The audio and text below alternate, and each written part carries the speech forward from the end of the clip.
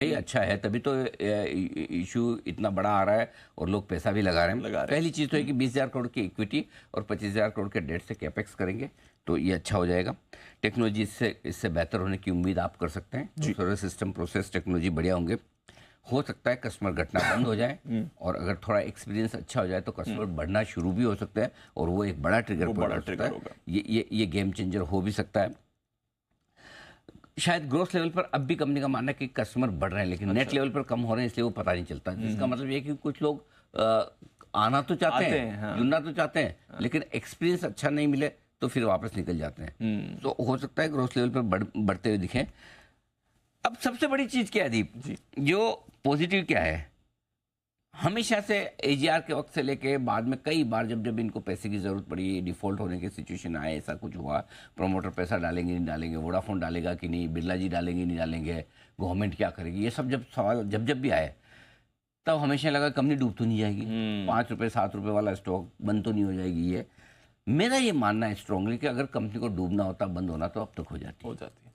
जो हम खराब से खराब समय निकाल चुके हैं, तो अब कंपनी डूबेगी इसके चांस कम है। मतलब मैं ये तो कभी नहीं कह सकता कि बिल्कुल नहीं होगा, ऐसा दावे से तो बोलना भी नहीं चाहिए, बट अगर बंद होना होती तो अब तक हो जाती है। दूसरी चीज क्या है, सरकार सबसे बड़ी शेयर होल्डर है, वोडाफोन आइडिया के बराबर की, वोडाफोन के बराबर की, पीएलसी के बराबर, वो सपोर्ट देगी। अल्टीमेटली कंपनी डूबती बंद होती तो पैसे तो सरकार के भी लग रहे हैं ना। एग्जैक्टली, है ना, खाली अब ये प्राइवेट प्लेयर नहीं रहा ना। तो सरकार भी तो है ना।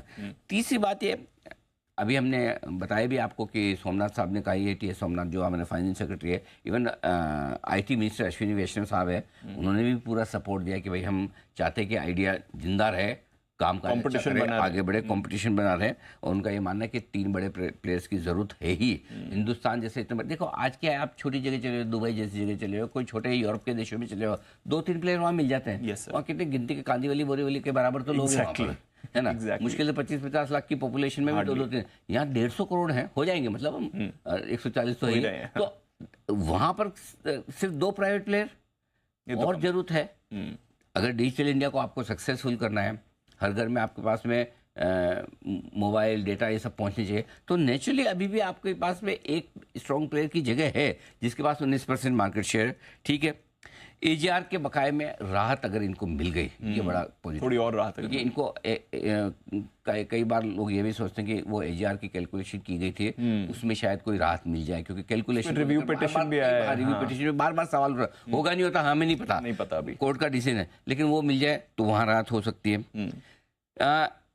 अब एक्सपांशन, ये कैपेक्स के बाद हो सकता है साल का 15-16 हज़ार करोड़ का EBITDA कंपनी कर ले, और अगर वैसा कर लेती है तो इनको डेट चुकाने में बड़ी आसानी सी हो जाएगी। एक और जो बड़ा ट्रिगर इस कंपनी के लिए भी हो सकता है, सेक्टर के लिए हो सकता है, वो है कि अगर चुनाव खत्म होने के बाद इन्होंने अपने दाम बढ़ाए, जो भी प्लान से उनके दाम बढ़ा दिए, अगर प्राइस हाइक ले ली तो ये बड़ा गेम चेंजर हो जाएगा। तो क्या होगा, एक तरफ आपके अच्छे कैपेक्स, कस्टमर का घटना बंद, बढ़ना शुरू, और उसके ऊपर आप प्राइस हाइक ले लो।